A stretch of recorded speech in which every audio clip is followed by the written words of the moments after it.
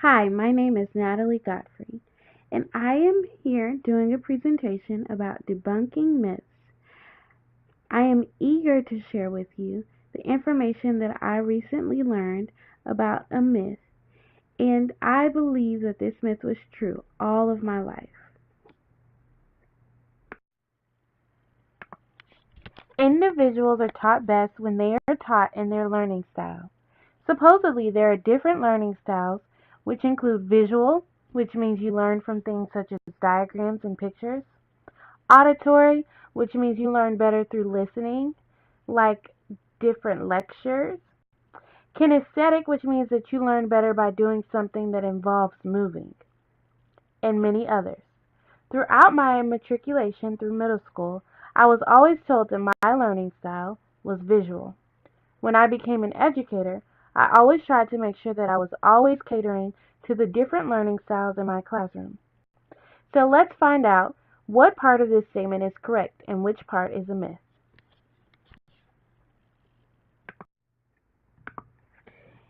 It is accurate that students do need different styles of teaching, but Peter Dewitt says that we are all visual learners, and we all are auditory learners, not just some of us. Laboratory studies reveal that we all learn when the inputs we experience are multimodal or conveyed through different media. The point is that the optimal instructional method is likely to vary across disciplines. For instance, the optimal curriculum for writing probably includes a heavy verbal emphasis, which would be auditory learning, whereas the most efficient, effective method of teaching math requires visual materials. So students do need different learning styles. It is inaccurate to say that different students have different learning styles. It is true that different students have preferences of how they learn, but it does not mean that they cannot learn the material a different way. In fact, according to Paul Howard Jones of the University of Bristol, some research actually suggests that children learn better when presented with information in a way that takes them out of their comfort zone. Hook and Farah state that teachers, schools, and school districts may waste time and money pursuing so-called brain-based interventions that lack a firm basis in research. This is what is happening in regard to learning styles.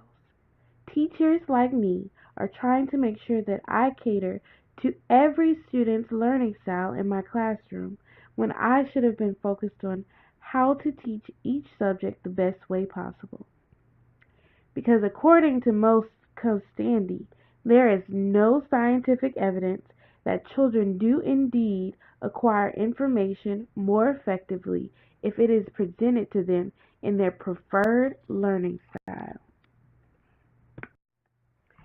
Hook and Farah state that they are concerned about the popularity of neuroeducation, which may lead teachers to a premature and uncritical acceptance of brain-based teaching methods. Moving forward, I have learned that I need to make sure that ideas are research-based before I adopt them into my classroom. I also need to become well aware of neuroscience as well as other disciplines, such as psychology, and how it affects teaching.